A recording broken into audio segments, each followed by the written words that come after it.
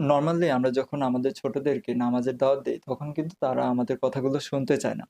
আসলে কেন শুনতে চায় না? আমরা আসলে কি বুঝাতে পারছি না? নাকি তাকে মোটিভেটেড করতে পারছি না নামাজের ব্যাপারে? তো এইটাই হচ্ছে মূল বিষয়। আমরা আমাদের ছোটদেরকে যখন দাওয়াত দেই, তখন আমরা বলি যে, "তুমি নামাজ পড়তে চলো।" তো এইটা বলার মাধ্যমে সে বুঝে কি তার উপর আমরা কর্তৃত্ব সৃষ্টি করতে চাই। আসলে আমরা কর্তৃত্ব সৃষ্টি করতে চাই না। আমরা চাই সে যেন আল্লাহর হুকুমগুলা পুরা করে। তো আমাদের এইখানে একটা মিস উম আ মিসআন্ডারস্ট্যান্ডিং আছে যে আমরা আল্লাহর হুকুমগুলা নিজের কথা বলে চালিয়ে দিতে চাই, সে এটা বুঝে, ধরে নেয়।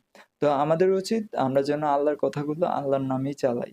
যেমন আমরা যখন আমাদের কোনো ছোট ভাইদেরকে বা আমাদের বাচ্চাদেরকে দাওয়াত দেই, তখন যেন আমরা বলি যে, "দেখো তুমি যখন দুনিয়াতে ছিলা না বা তুমি যখন তোমার মায়ের গর্ভে আসোনি, তখন তোমাকে নিয়ে আমাদের কোনো প্ল্যান ছিল না। তো কিন্তু তুমি যখন দুনিয়াতে আসার আগেও তোমার জন্য একজন প্ল্যান করে রেখেছেন। তিনি হচ্ছেন তোমার সৃষ্টিকর্তা।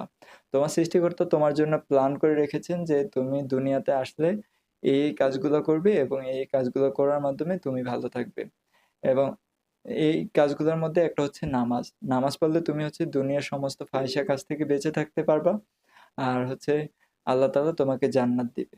আর দেখেন একটা ছোট বাচ্চাকে যখন এইভাবে আপনি দাওয়াত দিবেন যে, "এই নামাজের হুকুম এটা কিন্তু আমার না। এটা তোমার জন্য তোমার সৃষ্টিকর্তা করে রেখেছেন।"